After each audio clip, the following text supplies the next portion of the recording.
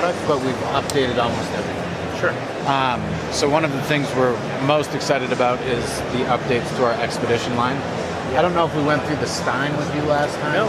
It's a 65-liter pack, but it has a sweet feature where that yoke that you use to adjust on the patrol bag, you can pull that all the way out and actually insert it into the lid. So then backpacking on double the day pack with that same yoke, so it has good enough carry that you can put a decent amount of weight in it. Okay, so you'd have leave the big part at the base camp and go have some fun. Little summit bag or whatever. Cool. So that's now incorporated in the whole Expedition line. But then the other thing we did is we updated the framing. So, as you know, with that patrol bag, we're obsessed with load carriage. Yes, you are. Yeah, it's a good thing. Just sort of durability and the ability to carry as much weight as you want.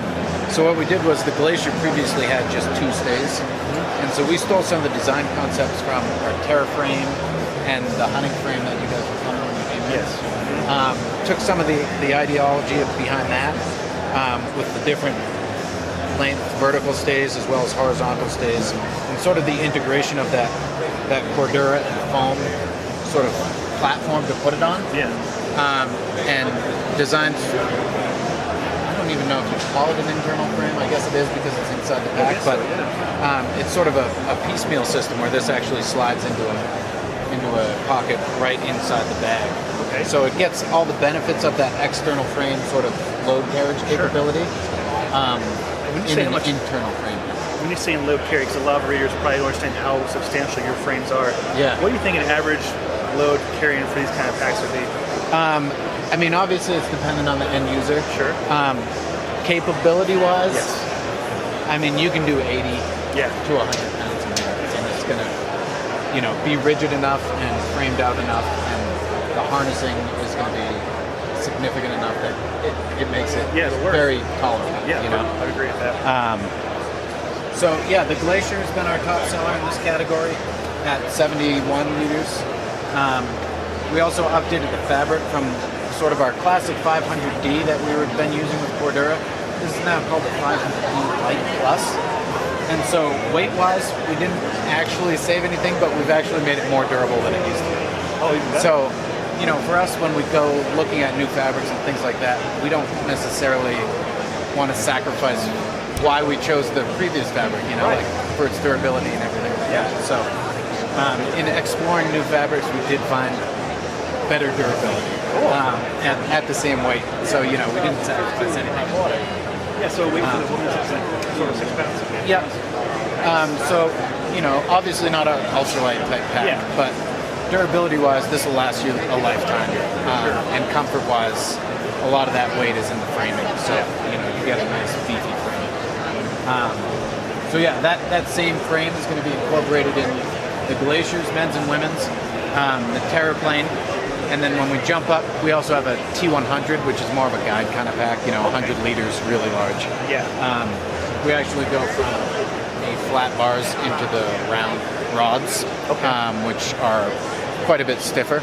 So we thought it was a little bit overboard for the 70-liter bags, but for the 100 liters, it provides that framing too. And you're, 100, 120 pounds. So we've updated fabric suites and framing on all of these. Very cool. So we're pretty excited about that. And the Terraframe. This is a cool design here. Can you explain the concept of that? So Terraframe, this is similar to the hunting bags that you saw over there. It's on more of a hybrid external frame. But the 3-zip design here is meant so you can grab and rip open nice and quickly. Or then similarly to like a duffel bag where you want to get into the bottom of the pack, you do have full access to the bottom with that center zip. So the story of this bag is really, that easy access to your goods. And then on top of that, we have that overload feature. So, father backpacking with his son gets tired, doesn't want to carry his bag anymore. You can pop this off the frame. Oh, that's awesome. And then similar to how that hunting bag was set up, rather than an elk quarter, You can drop Oh, cool. We stick his stand-up paddleboard, extra backpack. You know, say you're carrying an expedition tent and don't want to put it in your bag. You can do dry sack full of your food. You know, bear canister put in there. So the idea is just kind of like giving you options with how you can treat 50 liters, right? So you have a weekender, or if you're, you know, get a whole week off for a backpacking trip, drop a duffel in for your overload setup, and so that's helpful. And endless volume options. That's really, really helpful. Yeah. Yeah, so we always have a dry bag with our four-season tent ready to go. We have the lighter kit over here. Put the bag right here. Stack it on there. Yep. Easy.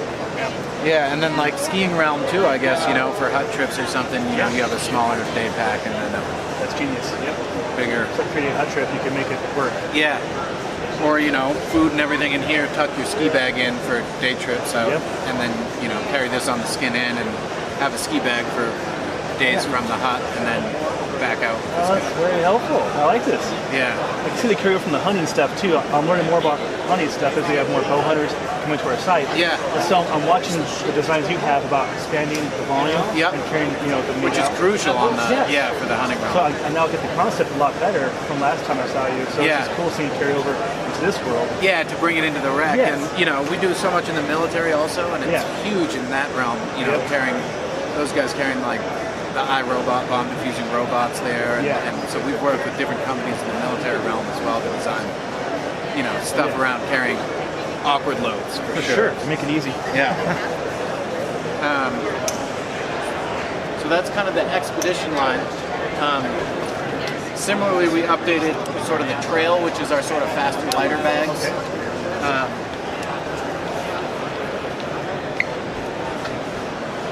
So the Stein got new fabric, a little bit lighter weight. So this one's coming in under 5 pounds now, but at 65 liters, you know, so similar framing design. Like I said, the frame here, we got the 4 stays, so that's a bigger load carrying capability.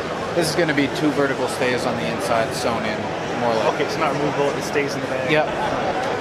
But, you know, you're in your 60 to 80 pound range. Sure, easy weekend trip. Yeah. And has that sweet feature where you can pull it off and put the yoke into the big bag. Oh, nice. Okay. So that carries over to this bag as well. And then if you want to scoot around this way, so similarly here we updated fabric. So we went to a 330 Robic, 210 Robic, and then a 330 Cordura. We've added that more durable fabric onto the long pockets on the outside where the bag's going to set down and take most of the abrasion. Yeah. But one of the bags we're most excited about in this sort of trail faster realm is this day pack, our Scree. It's a 32 liter, but we've updated it to a removable belt that has a nice little G-hook in there. So it actually, you know, pulls properly from the outside of the bag, but then it's really quickly, you know, easily removed. It's just sliding that off and it pulls right up through. Also added a pocketed belt to that, so that's a fun update for this bag. And one thing I've noticed a lot with your zippers, across the board, they're like the smoothest operating zippers out there. Like they're butter smooth and just burly. So some of that comes from, you know, things like the 3-zip where you have the quick rip. Yeah. You want that to be able to slide open and the zipper to run smoothly. So, you know, we've done obviously like a lot of research on our zippers. Yeah. And you know, the smallest we go down to is a number 8 YKK. You know, you'll see some of those smaller zippers just through repair and years in the business. We see those just wear out way too fast.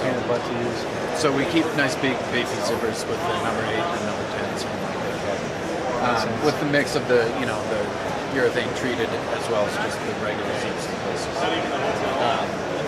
But yeah, so we're psyched about that. Same belt is on this other bag, the Coulee 25, which is probably my favorite little day pad.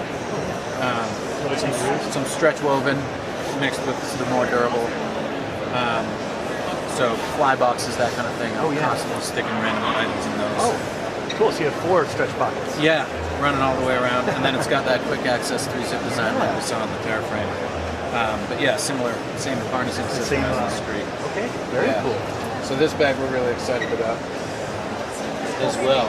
And then I think Aaron has an in and out for you to test out. Oh, sweet. So the in and out is a cool bag. It stuffs down into its own little pocket. That's really nice. So you know, the idea was so many uses for this, similar to the day pack idea. You could stuff it into a big backpacking pack for just, you know, a summit bag or something like that. But also just like keeping in the car for like random trips where you're like, oh, I need a backpack. Right. You know, the farmer's market you use. Totally. Yeah. But it actually, you know, super lightweight, obviously, 1 pound. But, you know, carries decently due to the way we've kind of designed the articulated shoulder pads and the harnessing. You know, really not a like load-bearing pack, but it carries, you know, Quick hike. yeah, That's 10, really useful. 10, 15 pounds, no problem. Sweet, very cool stuff. So yeah, we're filling out the line. Yeah, the new fabric suites are all super great durability. Sure. Tim, thank you for explaining the new updates to Mr. Ranch. I really appreciate it. Yeah. Thank you for your time. Yeah, absolutely. Yeah, always enjoy it.